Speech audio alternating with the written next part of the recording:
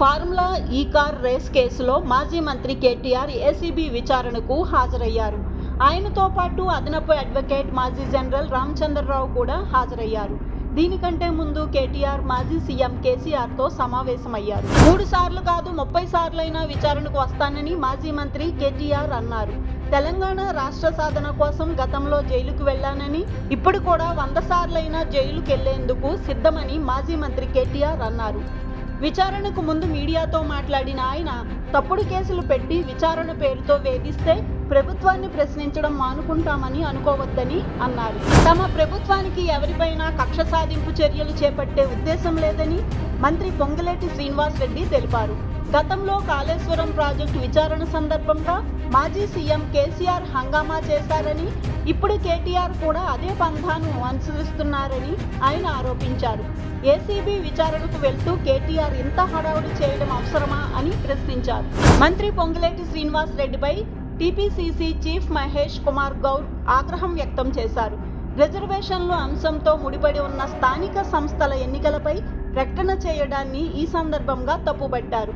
కేబినెట్లో చర్చించాల్సిన అంశాలను ముందుగానే మీడియాతో మాట్లాడితే ఎలా అని పొంగులేటిపై అసహనం వ్యక్తం చేశారు. బీఆర్ఎస్ ఎమ్మెల్యే పాడి కౌశిక్ రెడ్డికి తెలంగాణ హైకోర్టులో ఎదురుదెబ్బ తగిలింది. తనపై నమోదైన బెదిరింపుల కేసును కొట్టివేయాలని కోరుతూ ఆయన దాఖలు చేసిన పిటిషన్ను ఉన్నత న్యాయస్థానం తిరస్కరించింది. ఈ మేరకు కోర్టు ఉత్తర్వులు జారీ చేయడంతో కౌశిక్ రెడ్డికి నిరాశ ఎదురైంది. సంచలనం సృష్టించిన ఫోన్ ట్యాపింగ్ కేసు విచారణలో టీపీసీసీ చీఫ్ మహేష్ కుమార్ గౌడ్ సాక్షిగా వాంగ్మూలం నమోదు చేయనున్నారు. ఈ పరిణామం రాజకీయ వర్గాల్లో ఆసక్తిని రేకెత్తిస్తోంది.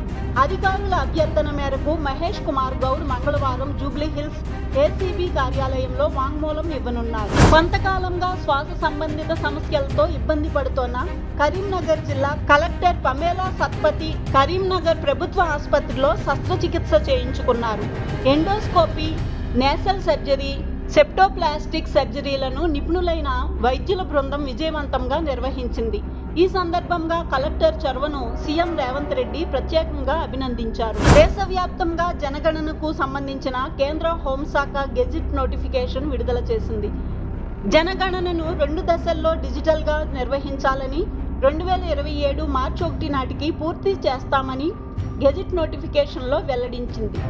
దేశానికి స్వాతంత్ర్యం వచ్చిన తర్వాత ఇది 8వ జనగణన కాగా, ఈసారి జనగణనలో కులగణన కూడా చేయనున్నారు. శ్రీహరికోటలోని భారత అంతరిక్ష ప్రయోగ కేంద్రం సతీష్ ధవన్ స్పేస్ సెంటర్లో బాంబు ఉందంటూ వచ్చిన బెదిరింపు కాల్కు తీవ్ర కలకలం రేపింది. అప్రమత్తమైన భద్రతా సిబ్బంది విస్తృత తనిఖీలు చేపట్టారు. సముద్ర తీర ప్రాంతంలో కూడా గస్తీ చేపట్టారు. చివరకు దాన్ని ఫేక్ కాల్గా గుర్తించారు. యూపీలోని లక్నోలో జడ్డా నుంచి వచ్చిన సౌదీ ఎయిర్లైన్స్ విమానానికి భారీ ప్రమాదం తప్పింది. ల్యాండింగ్ సమయంలో టైర్ నుంచి పొగలు రావడం తీవ్ర కలకలం రేపింది. దీంతో వెంటనే రంగంలోకి దిగిన రెస్క్యూ సిబ్బంది పరిస్థితిని అదుపులోకి తీసుకొచ్చారు. ఇటు ఘటన సమయంలో విమానంలో 250 మంది హజ్ యాత్రికులున్నారు. హర్యానాలో దారుణం చోటు చేసుకుంది. మోడల్గా పనిచేస్తున్న శీతల్ అనే యువతిని గుర్తు తెలియని దుండగులు అత్యంత కిరాతకంగా గొంతు కోసి హత్య చేశారు. తర్వాత ఆమె మృతదేహాన్ని సమీపంలోని కాలువలో పడేశారు. కొన్ని రోజులుగా కనిపించకుండా పోవడంతో కుటుంబ సభ్యులు స్థానిక పోలీసులకు ఫిర్యాదు చేశారు. పోలీసులు ఆమె కోసం గాలిస్తుండగా సోనీపట్లోని కండా గ్రామం సమీపంలో ఒక కాలువలో శీతల్ మృతదేహం లభ్యమైంది. బెంగళూరులో ఓ యువతిపై ర్యాపిడో డ్రైవర్ దాడి చేశాడు. ర్యాష్ డ్రైవింగ్ కారణంగా డ్రైవర్ గొడవకు దిగింది. డబ్బులు ఇచ్చేందుకు నిరాకరించింది. దీంతో ర్యాపిడో డ్రైవర్ అతి దారుణంగా ఆమెపై చేయి చేసుకున్నాడు. దీంతో ఆమె ఫుట్పాత్ పై నుంచి రోడ్డుపై పడింది.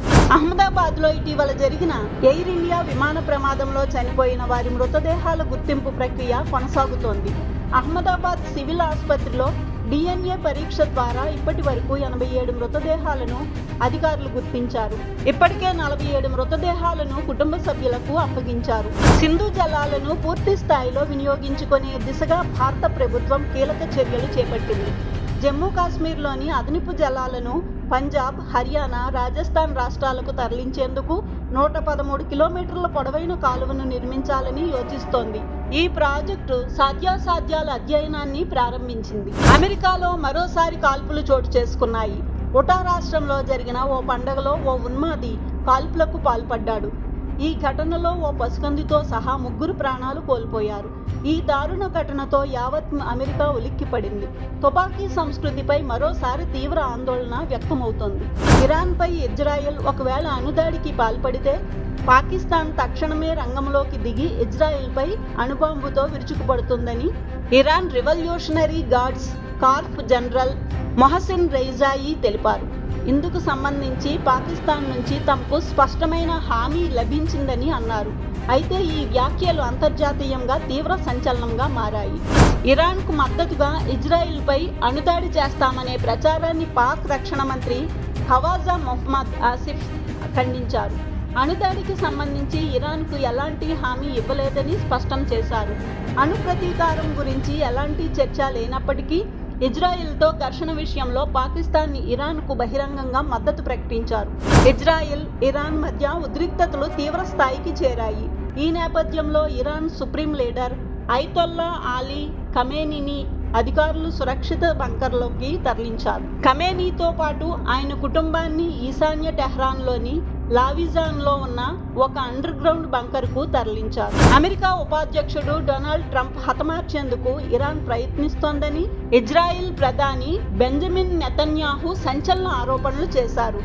ఇరాన్ అణు కార్యక్రమాలను వ్యతిరేకించే ప్రయత్నాల్లో తాను ట్రంప్కు జూనియర్ పార్ట్నర్గా వ్యవహరించానని ఈ సందర్భంగా ఆయన పేర్కొన్నారు. Darling Prabhas upcoming movie Rajasaab movie teaser విడుదలైంది. డైరెక్టర్ మారుతి, ప్రభాస్ కాంబినేషన్లో వస్తున్న ఈ మూవీ కామెడీ హారర్ జోనర్లో రానుంది. టీజర్లో ప్రభాస్ వింటేజ్ లుక్ హైలైట్గా కనిపించింది. హారర్ ఎలివేషన్తో టీజర్ ఆద్యంతం ఆసక్తికరంగా ఉంది. పవన్ కళ్యాణ్పై హీరో ధనుష్ మరోసారి తన ఇష్టాన్ని ప్రదర్శించారు. కుబేరా టీజర్ లాంచ్ ఈవెంట్లో హీరో ధనుష్ ఆసక్తికర వ్యాఖ్యలు చేశారు. తాను ఒకవేళ తెలుగులో డైరెక్షన్ చేసే అవకాశం వస్తే పవన్ కళ్యాణ్ను డైరెక్ట్ చేయాలనుంది అని సమాధానమిచ్చారు.